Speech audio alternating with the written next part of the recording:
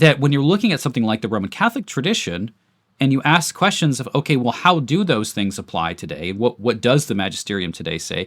It's not consistent. The things that Pope Francis says in applying the ideas of the magisterium to a modern context are very different from what popes in the past said. So when you have somebody like Francis who is applying these truths and is giving you very practical answers, and in those practical answers is saying something that seems to be pretty clearly contradictory to what are past answers, it doesn't really give that much clarity. Now, of course, you could say, well, there's clarity just in the infallible statements.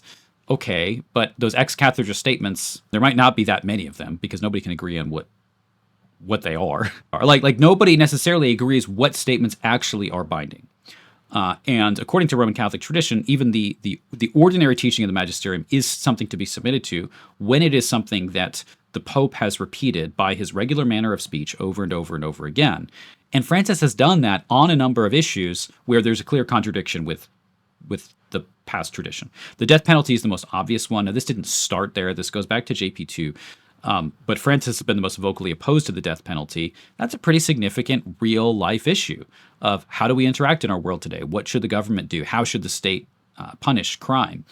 And there's an issue where Francis has a very clear and repeated stance on this issue that is just an obvious contradiction to the testimony of the past.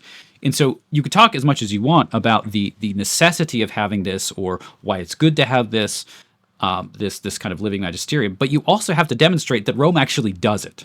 Right? For the argument to be compelling, it doesn't have to just be we need this kind of authority, but Rome actually is this kind of authority and has demonstrated itself repeatedly to be this kind of authority that actually does give this clear guidance that actually is consistent over time. And that I simply don't think is the case.